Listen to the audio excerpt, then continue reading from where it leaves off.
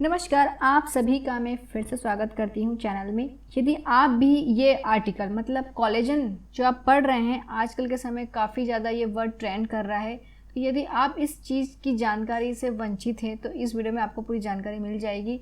आखिर कोलेजन हमारे स्किन के लिए इतना इम्पॉर्टेंट क्यों है, और जैसे कि अभी एक ब्रांड चल रहा है ओजीवा जो कोलेजन प्रोवाइड करता है जिससे हमारे स्किन के लिए बेनिफिट होता है। तो आखिर क्या यही प्रोडक्ट है दुनिया भर में जो कोलेजन की पूर्ति करे, और कोलेजन का हमारी बॉडी से क्या रिश्ता है, मतलब कि क्या इसका इम्पोर्टेंस रोल है जो प्ले करता है कोलेजन, और क्या ये नेचुरल चीज़ों से नहीं मिल सकता, और मिल भी सकता है तो कौन सी चीज़ों से मिलेगा। हमारी घर की चीज़ें जिसके लिए हमें कोई बाज़ार के प्रोडक्ट ना लेना पड़े।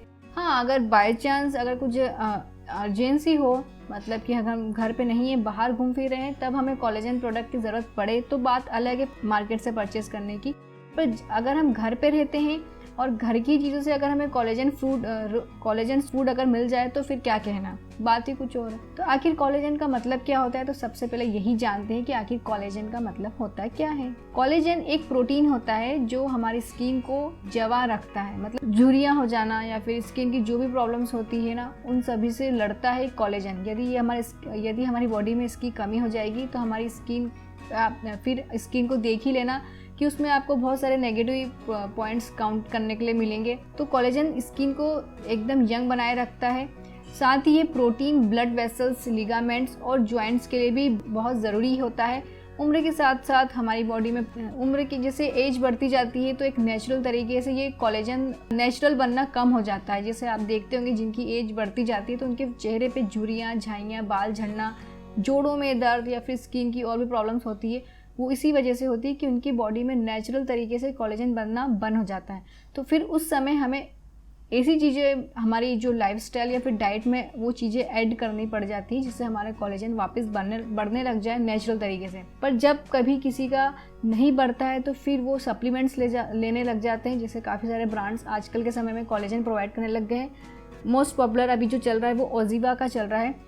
तो मैं यहाँ आपको बताने वाली हूँ कि ये बात होती है कोलेजन का मतलब क्या होता है, इसलिए इतना ज़्यादा चल रहा है। अब बात करते हैं कि कोलेजन नेचुरल तरीके से हम किन किन चीज़ों से ले सकते हैं। मैं आपको यहाँ पे सिर्फ वेजिटेरियन सोर्स फूड बताऊंगी जो कोलेजन नेचुरल तरीके से प्रोवाइड करेंगे, जैसे कि सोया प्रोडक्ट्स, उसमें आता है टोफू या सोया प्रोटीन। या सोयाबीन की जो भी बनी हुई डिशेस रहती है वो कोलेजन की पूर्ति करेंगे नेचुरल तरीके से।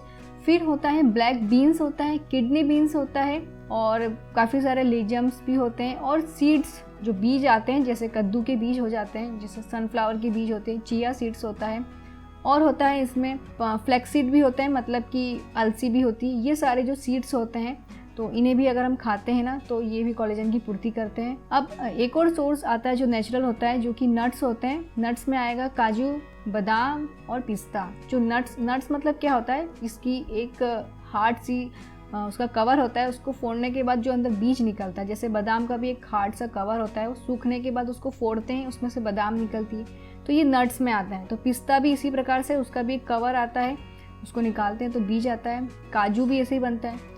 तो ये सारे जो नट्स रहते हैं ये कोलेजन की पूर्ति करते हैं। एक बात ध्यान रखना होगा, जितने भी कोलेजन फूड्स होते हैं वो सारे हेवी होते हैं, ईजिली इनडाइजेस्टिबल नहीं होते हैं, और जिनका डाइजेशन सिस्टम प्रॉपर वर्क नहीं करता है तो उन्हें आसानी से भी पच नहीं सकता। तो इसे पचाने के लिए भी एक्सरसाइज करने की काफ़ी ज़्यादा ज़रूरत पड़ जाती है। तो जब भी कोलेजन रिच फूड अगर हम ले रहे हैं, रेगुलर अपनी डाइट में ऐड कर रखा है, तो एक्सरसाइज की काफ़ी ज़्यादा ज़रूरत पड़ सकती है, एक्सरसाइज करना पड़ जाएगा। अब ये सेकंड पॉइंट ये आता है कि नेचुरल तरीके से हम कोलेजन को कैसे हमारी बॉडी में इंक्रीज़ करें। तो जो भी विटामिन सी से रिच फूड होते हैं, जैसे फ्रूट्स होते हैं जैसे संतरा, नींबू, स्प्राउट्स होते हैं, स्ट्रॉबेरीज होते हैं, जो भी खट्टे फल होते हैं वो विटामिन सी से भरपूर होते हैं, तो वो हमें अपनी डाइट में ऐड करना चाहिए जिससे हमें कोलेजन मिल सके नेचुरल तरीके से। तो ये तरीका होता है कोलेजन को हमारी बॉडी में प्रोवाइड करने का।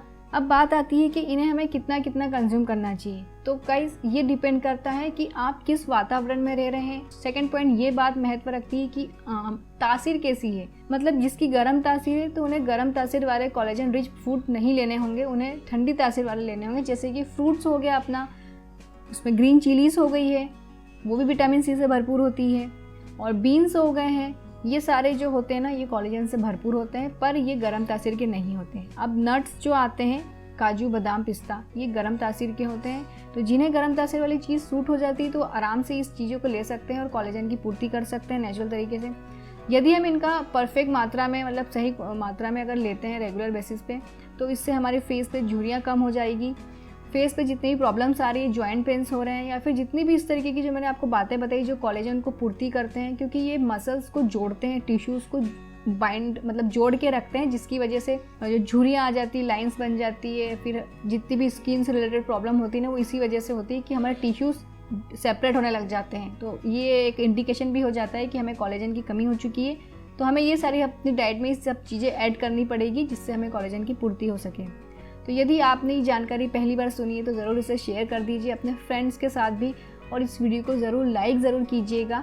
और आपने इस चैनल को देखा है पहली बार तो ज़रूर सब्सक्राइब कीजिए और साथ में कीजिए बेल आइकन को क्लिक, ताकि आपको इसी लेटेस्ट ट्रेंडिंग टॉपिक से रिलेटेड जानकारी मिल सके समय पर। और इस वीडियो को लास्ट तक सुनने के लिए आप सभी व्यूअर्स का बहुत बहुत धन्यवाद।